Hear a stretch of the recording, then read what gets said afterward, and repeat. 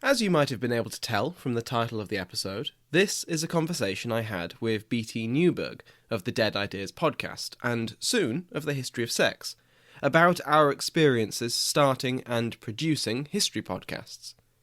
This was intended primarily for Dead Ideas, but Brandon kindly offered to let me share our chat here because it is hopefully of interest to you. We talk about how I first decided on the topic of witchcraft, why I moved on to Pax Britannica, and what it's like behind the microphone. I really enjoyed our talk, and I hope you do too. And with that, take it away, Brandon. What's it like to make a podcast? In today's special bonus episode, we're talking with veteran podcaster Sam Hume, who just launched the new show Pax Britannica. And since right now I'm also developing a new show called The History of Sex, well, we thought it would be fun to talk about the experience of making a new podcast. We are pulling back the curtain today for you folks. We're showing how the sausage is made. Sam will talk about developing his show. I'll talk about developing mine. So if you've ever wondered what goes into making a new show and all the joys and struggles and foibles of that, today is the episode for you. That's what we're talking about today on Dead Ideas.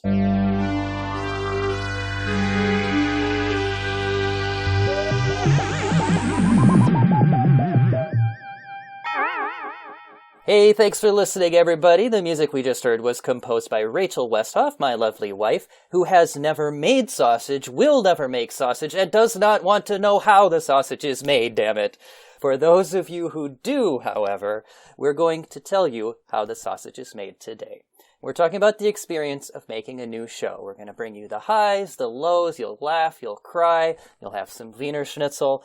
With me today is veteran podcaster Sam Hume. Sam, thanks for being on the show. Thanks for having me. What a fantastic intro. Thanks, I try. Not all of them are as great as I think they are. Sam, you have got a brand new show just launched called Pax Britannica. We're going to hear a trailer for that show in just a second. But first, for the listener's benefit, in one sentence, tell us, what is this new show about? In one sentence, it's about the largest empire the world has ever seen, how that empire was founded, how it was run, and how it led to the modern world that we know today. Excellent. Yeah, folks, I've listened to the first 2 episodes, and yep, it's good. All right, let's hear the trailer for this show. Here we go. Hi there. My name is Samuel Hume, and I have just launched a new podcast called Pax Britannica. Pax Britannica is the history of the largest empire the world has ever seen. An empire whose flag flew on every significant landmass on the planet, and an empire that, more than any other, has made the world we live in today. Beginning with the reign of James VI and I of Scotland, England and Ireland, Pax Britannica will be a chronological history of the British Empire. From its early and tentative footholds in the New World, to the famous British peace of global hegemony, and into its disintegration during the 20th century. 400 years of conquest, trade, colonization, piracy, revolutions and rebellions, slavery, technological marvels, and the rise of the modern world. If any of that sounds interesting to you, give Pax Britannica a try. Available on iTunes, Apple and Google Podcasts, Spotify, Stitcher, and everywhere else you find good podcasts.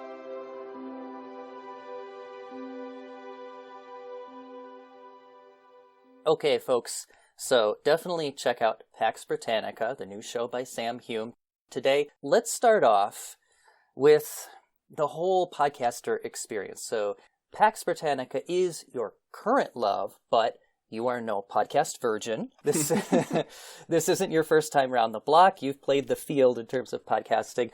But there was a day way back when you were fresh and you were inexperienced and your first love was The History of Witchcraft, your first show. Started in, Indeed it was. 2017, right? That was when it relaunched. That's when I consider it as starting. But I'd started it the year before, and life got in the way. So Okay. Well, tell me about that experience. What got you into podcasting in the first place? What was that initial fire like for you? Tell me about sweet, innocent, doughy-eyed Sam falling in love for the first time. Okay. Well, I I'd listened to podcasts for years through high school and through university. Mm-hmm. And I think the first history podcast I listened to was The History of Rome, like so many people. Mike Duncan, yep. Mike Duncan, long may he reign. It was after finishing uni that I think I saw an article about how to actually start a podcast. And it seemed very straightforward. And I thought, I could do that. That's something I can do. And you know that interest and passion you feel about your favourite shows? I wanted to do that for other people because other shows had done that for me, and I'd look forward to them coming out every week, and I'd make time in my day to sit aside and just devote my time to history. And also, history gets an awful rap. It's always the boring subject at school, and it doesn't have to be, and it's so annoying. Yeah. So I wanted to do something like that. And it was a bit of a rocky start deciding on what I was actually going to cover, because everyone had already done many of the things I wanted to do. So I think the first one was the Soviet Union, but then found out that other people had already touched on it. Then it was the Holy Roman Empire. And I remember I spoke to Travis Dow, who just released his History of Germany. And then I wanted to do the History of the Papacy. And of course, that's been around forever. Oh, yes, it has. But I didn't realize that. So I thought I did my research. Apparently, I don't know how the hell to Google, because I looked for it. I couldn't find it. And I thought, oh, perfect. Cool. So I bought a few books and I got into it. And I started reading. And I had a couple of draft episodes done. And then I remember I was listening to the History of England. You're like, and shit. David comes on and goes, I'd like to recommend the History of the Papacy. And I was like, fuck. Yeah. And I was like, oh, for God's sake. And I was like, I've listened to it since. It's a great show. But at the time I was just like, I'm an idiot. How did I miss this? And then Googled it. And then, there it is. First result. So I remember I put the book that I was going through back on the shelf. And that's when I saw one of the readers from my undergrad course on witchcraft. And I was like, oh, that's an idea. And the rest is history. But my experience was very much similar. At least what you're saying at the start, with just being inspired by other people who finally make history interesting. It's like, oh my God, like I got into it with Dan Carlin. And then even more, I was inspired by the Lesser Bonapartes. They were the first ones that I heard that really made it fun. Like, just really made it funny and fun and relevant with all kinds of, like, pop culture references and stuff. And I'm like, this could be history? This is awesome. Yeah, it's just, that's the other thing about podcasts that, I mean, it doesn't just apply to history podcasts, it applies to them all, of course, but just making other boring shit you have to do in your life much more fun. I look forward to having to do the chores on Sunday because that's when all my favourite podcasts come out. Yeah. And then I can go, now I can just put some earphones in and do the ironing. I'll iron all my clothes. They don't all need ironing, but I have to do something while I'm listening to my favourite podcasters. Okay, so podcasting does improve the world. It makes clothes straighter. Nice. The other thing for me was when I started Dead Ideas, I was recovering from a 3-year intensive period of attempting to get into grad school. I wanted to study the psychology of religion, and I came this close to getting in. In fact, I was so close that the person that I wanted to study under, the professor told me, we were going to interview you for the position, but we thought that you were too good of a fit for our department. What the hell does that mean? Yeah. They're like, we wanted to branch out into new directions. I was like, well, shit. Yeah. So it was like, that's not going to happen. So I need something to keep myself sane. So I started a history podcast. But the thing about it, when you start is like we're saying, you're inspired by somebody, you think, I can do that. That sounds like something I can do.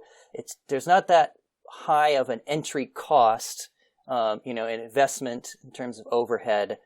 Let's do it. And at that point, you're just like, you're focused on the content and just, exploring, experimenting, making something that you would want to listen to. And that's all that you're worried about at that point, because you don't really know any of that other, like, behind the scenes stuff.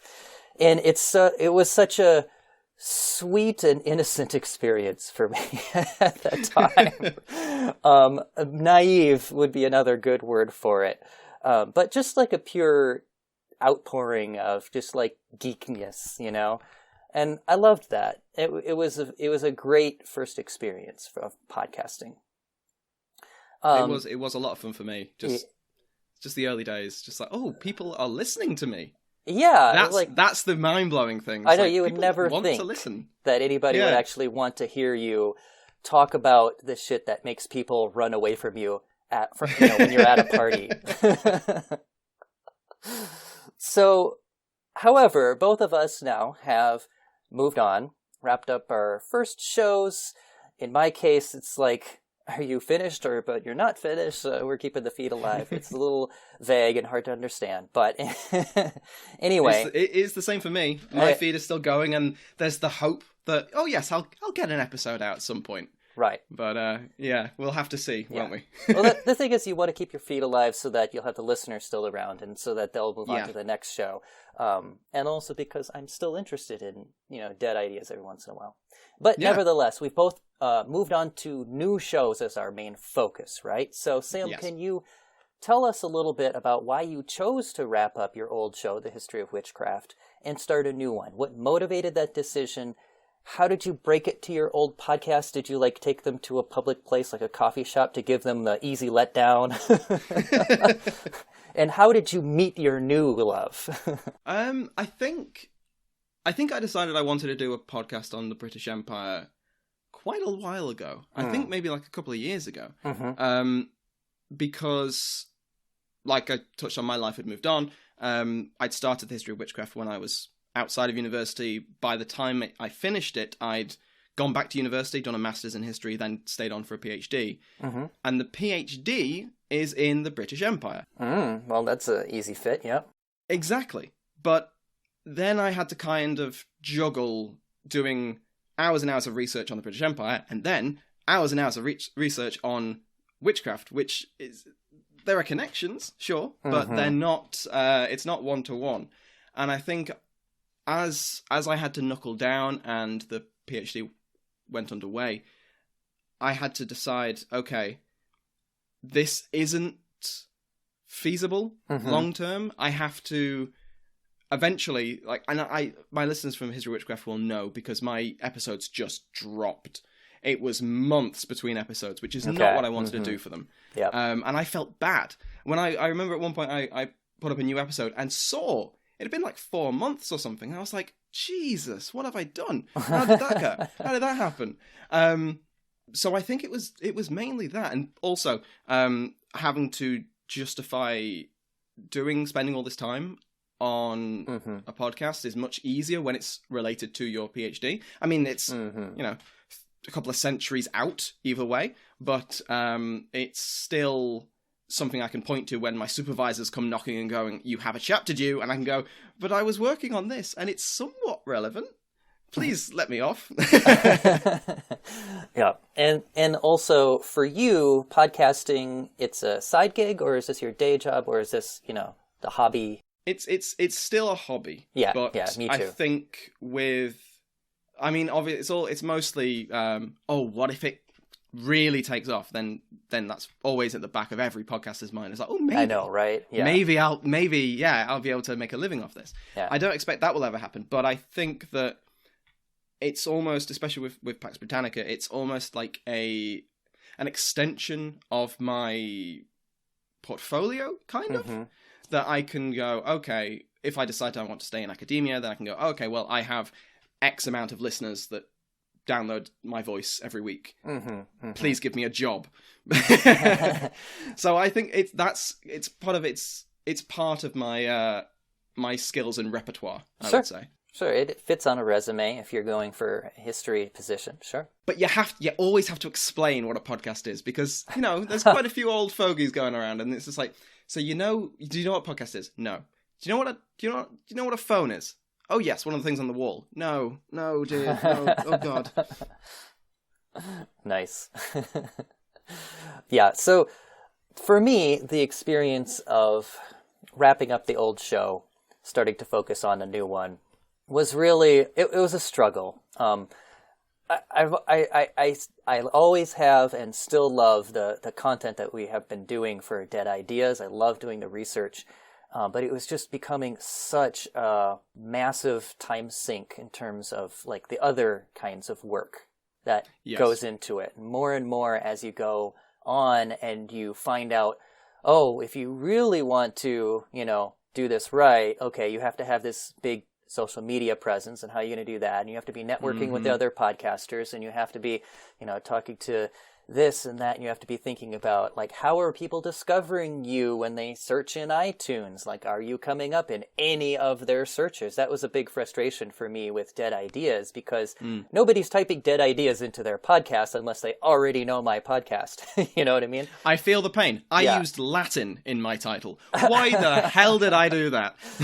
Yeah, so the SEO, the search engine optimization, people usually think about that for Google searches, but it's just as true for, like, iTunes, Stitcher, and everything else.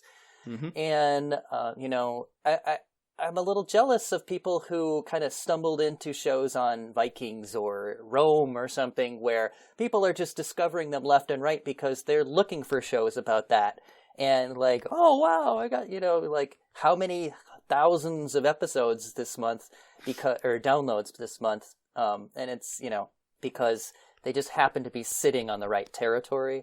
I felt a little bit hamstrung with Dead Ideas, so I thought, I'm not getting as much joy out of what I'm doing anymore because of, all the other stuff that I'm having to be pulled away from just doing the content with.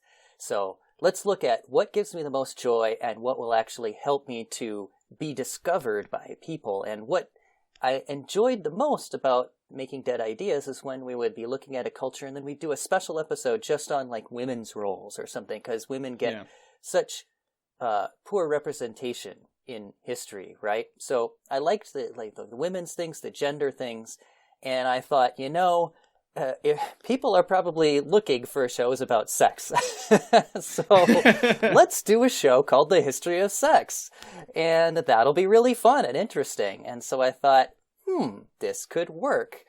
So that was a little bit about, what motivated my switch here. I was ready for a change, and, it seems like maybe a little bit more promising territory, and I'm just looking forward to something new, to be honest. So that's kind of my... That mirrors how I was feeling as well. Yeah.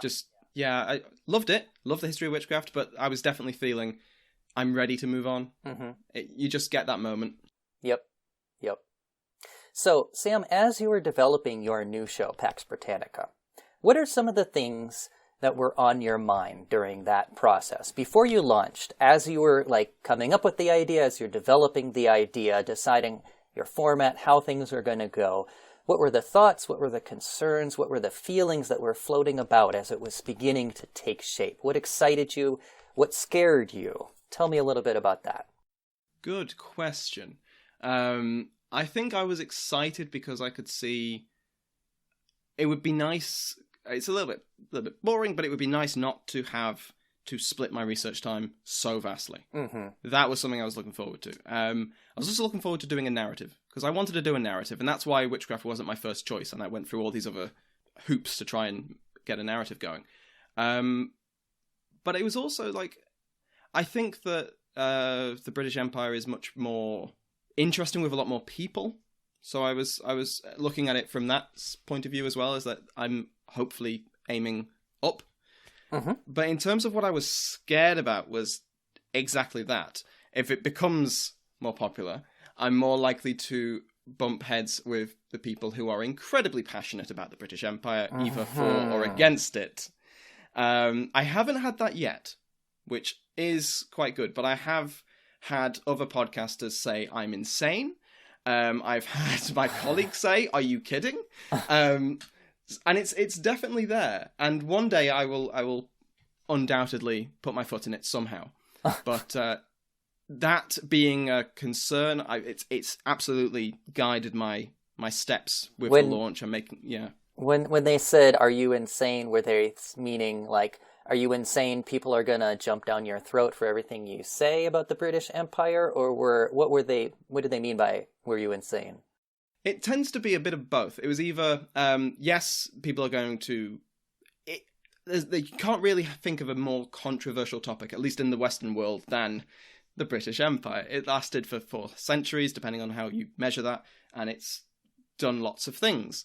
And there are people living in Britain, not to bring everything back to Brexit, because everything's coming back to Brexit at the moment. Mm-hmm. But with that on the horizon for the last few years, the British Empire has come to the fore. It's almost always brought up by some talking head about, in the good old days. And what occurred to me was that no one really knows what those good old days are, but they feel very strongly about them. Right. So that's absolutely been a concern, and that's guided what I'm researching and how I'm writing it, and particularly being very, very conscientious about, I want people to enjoy this. I don't want to make people's blood boil. Yeah. Yeah, it's hard to think of another topic more controversial than the British Empire, except, probably the history of sex. Oh, yes. I'm just thinking now about all the comments you might get. Yeah. I'm not looking forward necessarily to that, but I am expecting to put my foot in it, as you said, and to be honest, like, one of the things that really scares me about making this show, the history of sex, is I'm just a straight guy. Like, why? Yeah. What? I'm a white guy from the British Isles. Right. Oh, dear. So, yeah. What cred do I have in talking about sex and gender, right? Which is BS, because every single person on the planet has, a sex and a gender and, a sex life, and even if you're like celibate, there's something to talk about, right? So Everybody has a perspective to give, obviously. But most of this topic currently is being done like by women, or in the like LGBTQ space, or all of that. There's a lot of shows about masculinity, but generally across the board it's mostly about like empowerment and like self-help. Nobody's really doing like the history, at least other than like specifically stories about gay figures in history, or, trans people in history, things like that. So, I guess I will be the one who's doing it, but I'm fully expecting to put my foot in my mouth, every once in a while, and I don't mean that in a sexual way. But that's a healthy fear to have, I would say. With our topics, at least, it's there's a certain burden on us to make sure we do it right. Yeah. And I suppose the ever-present fear of the Twitter mob is one way to make sure we do that. Yeah. Yeah. But I think, you just got to expect it's going to happen. When it happens, it's like, okay, sorry, my bad, and then you move on. Yeah. And you learn.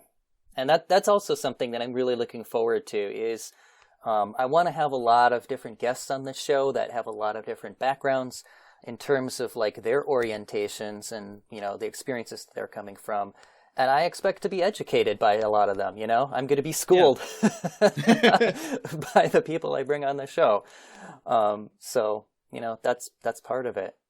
That's absolutely part of it. I mean, you no one goes into a podcast, or a history podcast at least, knowing everything they're going to be talking about. Mm-hmm.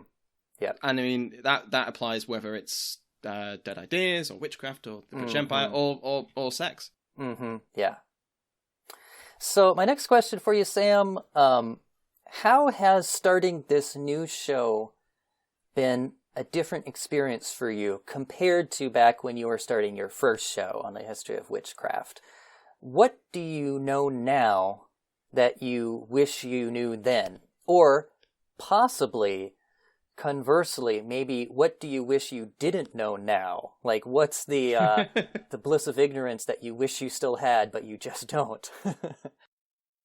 I think it's mostly. I mean, there's the skill side of it. Mm-hmm. Like I had to redo my early episodes of the history of witchcraft because they were just bad, and or at least they weren't bad, but they weren't too. I'd improved. Let's put it that way. Yep. And I think that means that I'm starting the Pax Britannica with a much higher base, if that makes sense. And that doesn't mean they're perfect. I know I'm going to go back in a couple of months and change them, because I'm going through, I'm just like, not too happy with this. But I also think part of it is, just knowing people like you. Yeah, right. The networking. Yeah, and you're right, it is an important part of it. And in that sense, I'm quite glad that I've, again, got a head start with this. But it's a very important thing that I think that anyone starting out is not going to have, unless they are backed by some huge company or they're someone already famous. Yep, right. Yep, and networking is not something that comes natural to me, and I think probably to a lot of history podcasters, because we're primarily a population of geeks that we're geeks for a reason, maybe not the most socially charismatic people. Yeah, so it's a little bit out of my wheelhouse to have to do that kind of networking and hobnobbing and stuff, and try to get that going, and I don't know nearly as much as I should. But it is a part of how the sausage is made. It's an important thing to do. Just like that social media presence where you're you're like, I really should be doing this. At the same time, it's going to lead to that Twitter mob you were talking about, but I still should be doing it. And I mean, I've had so far, like I said, I haven't had a bad experience with it, but I've had some fantastic experiences, like being retweeted by some of the scholars that I've used books from, and I'm just like, what the hell? And then I quickly go and check my bibliography on the website to make sure I've actually put them in there, because otherwise I don't want it to be, yes, I remember you. You haven't used me. Yeah. It's like, damn. But yes, I think it's part of it, and I think that's the other skill I've kind of learned, is that no one likes blatant self-promotion. And I think that's the mistake I see a lot from newer podcasters, is just thinking any publicity is good publicity. It's not. Like, you can turn people off from listening to you so easily. What would you recommend as a better way to go? I would say be involved with communities that you think would be interested. And always have the idea that, yes, maybe I could drop a link here and there, but never that being the main reason you're there, that the main reason you're making a comment. Because it's awfully cynical to think of it this way, but the more invested you are, more engaged you are before you start promoting, the more slack you're going to get. I mean, I think... Yeah, absolutely. I think like Reddit are podcasts. You see people go on there all the time and go, I'm going to put a thing out. And no one cares. No one's going to give you the time of day. And if anything, they're now going to go, you're the guy who just spammed everywhere. No one likes spam. Right. Yep. That also means that it's going to be a big effort, that you have to put into each and every community where you are going to promote yourself, so. And I think that's kind of a mindset thing. Sure. A podcast is not a sprint. It's a marathon. If you get 10% more downloads every month, that's fantastic. Even if it is 10 more, it's still brilliant. And I think, it comes down to a mindset. If you're constantly thinking, the next time, when's the next time? When's the cooldown going to wear off where I can make another post about myself? That's going to feel like work. Whereas really it's just procrastination for me, going on Reddit, making shit posts and giving people advice and going, yes, well, and then they see my flair or they see something else and they go, you're the guy from that. And it's sort of a side effect of it. If you treat promotion almost like a side effect, same with engaging on Twitter. If you just talk to people, you get involved, some people will follow back and they'll see what you're doing. And then it's not as much work, if that makes sense. That's really good advice. And that's something that I should take to heart. I could... I should take it to heart as well. I'm saying it. I am such a hypocrite. Yeah. So one of the things that I wish that... I've already kind of gone over some of the things that I wish I knew when I started. The social media, the networking, all of that stuff is stuff that was not on my mind when I started. And audio quality was a big one too. Oh my God. Our first show was so bad. So awful. But it wasn't the kind of thing that you could just re-record because it was a spontaneous conversation. So it was I just had to apologize. But anyway, the converse part of it what do you wish you didn't know now is, like, I kind of wish that I had some of that sweet innocence back, that I could just kind of put the other stuff out of my mind. But of course you can't. And the thing is that the more you do podcasting, I feel this anyway. I don't know about other podcasters, but it is so easy to let your own like sense of self-worth get merged with the podcast, so that if you experience a setback in the podcast, it feels like you yourself are getting set back. You know what I mean? Yeah, I know exactly how you feel. Yeah, like if you fail at podcasting, you have failed at life. You know? I mean, it makes sense, because I think one thing people going into it don't realize is quite how much time goes into it. Oh my God. How much effort, yes. blood, sweat, and tears. Yes. So when it doesn't do as well as you're hoping, or even worse, you have it actually does worse, it can be like really demoralizing. It can. I have this vision of, like, if I gave up podcasting, when I imagine myself in the future not podcasting, it's just like this old man just kind of like aimlessly listing about like a street, and there's like newspapers blowing in the wind. It sounds almost post-apocalyptic. So you're saying that you need to keep podcasting in order to keep society alive? I guess so. Is that egotistical? It's so silly, but I mean, seriously, as I'm developing this new show, I'm on this like roller coaster of like the emotional yo-yo, I call it, where one day I'm like, yes, this is so awesome, I'm psyched to do this. The very next day I'll be like, I'm gonna blow it all up, I just want to throw it all away, and the next day after that I'll be excited again, and it's just like up and down. So yeah. a person really has to just take stock and like keep it in perspective as much as you can, and that's really what it comes down to. And Marie Kondo it, what gives you joy and what doesn't give you joy. That's what I'm really trying to focus on now. I would more or less agree with that. I think it's very easy to get wrapped up in the negatives of it, and at the same time, yes, I have the same feeling when one day I'll be like, yes, I'm so excited to get back on this script, and then I open it up and it sits there and I'm just like, I don't. Yeah. And it's a mental challenge, and I do wonder what I would do. No, I tell a lie. I know what I would do, because over Christmas I was like, I'm having 2 weeks off. I'm not going to do anything to do with a podcast, with any work or anything. Mm-hmm. I was going stir crazy. Mm-hmm. You sort of condition yourself that you need to be working all the time, and it's exhausting. Yeah. Yeah, that is exactly my experience to the T. Rachel has told me, like, you are doing your podcast literally all the time, that you are not eating, sleeping, or talking to me, or working.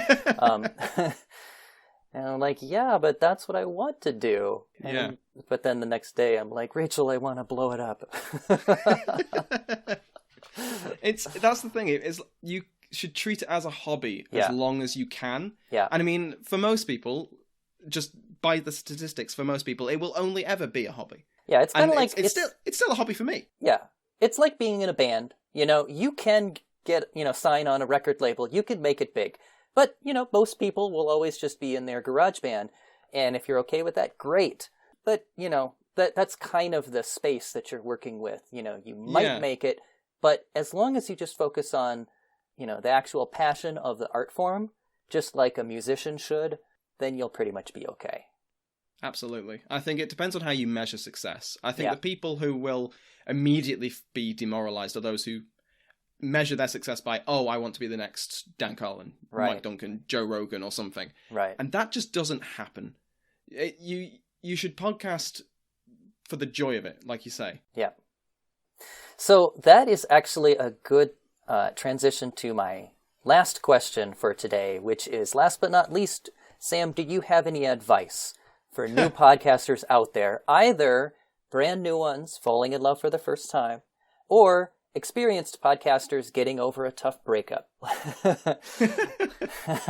What's your advice for other podcasters or potential podcasters out there?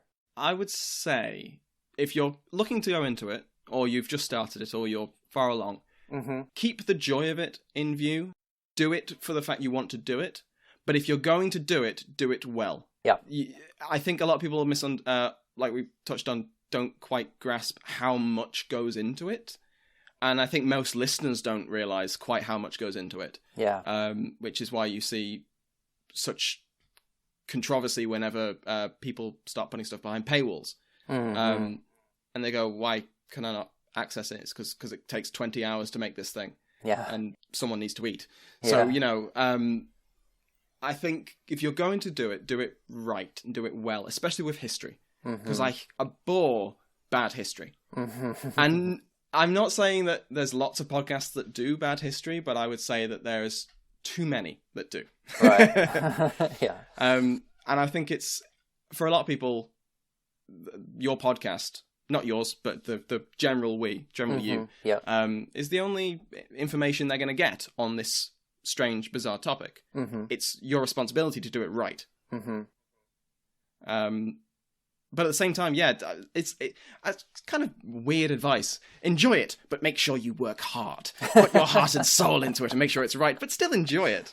I think that's the key thing, because if you don't have the passion, you're not going to be able to put the effort, the energy in, because it is draining. Yeah. It really, really is. Yeah. It's a fortuitous when you're the type of personality that what you enjoy is doing something really well. That's the overlap that is a good place to start from if you're that type of person. For us, like when I do a series on a given idea or culture and dead ideas, I read at least 10 books from like from the university kind of library, that like academic books, and then probably another 10 more like academic papers and even like a dissertation sometimes if I can find it and it's relevant. So I like, for me, it's really important to know what I'm talking about, and to get that right for the listener, not just because I feel like, not because I'm afraid of the Twitter mob, but because that's what's important to me. And that's what I would want out of a podcast. And I feel like if I'm not getting it right, why do it in the first place anyway? Exactly. I think that's a good bit of advice. And I think you reminded me of something that occurred to me a while ago, is that, I don't know about you, but I know I'm in having access, doing this PhD and probably spending far too much time on the podcast instead of the PhD. I have more time, I have access to the resources that other people don't. That's part of the reason I decided I was going to stay on and do a PhD, because history's fantastic. And not everyone has the opportunity to fully enjoy it. And I think podcasting is one of the best ways that history can be taught. And I tell that to professors who are in their 60s who think that the only way that history should ever be taught is through a book or in a lecture. I'm going like, no, you're wrong. They're very polite about it, but I can tell they don't understand what the hell I'm talking about. Yeah. Well, you know, the next generation will come up and they will understand you. They'll understand us. But then maybe I'll be the old crotchety professor and there'll be a new version of podcasting that I don't understand. Why can't you just do it the way we used to? We used mics and you're using brain rays or something. I don't know what the future will hold. Well, I already don't understand the YouTube stuff. Like, for me, it's like, what I really liked was I had this whole part of my life that could not be filled with something interesting before, when I was running, exercising, commuting, whatever. And now, because it's an audio-only format, I can fill that with amazing stuff.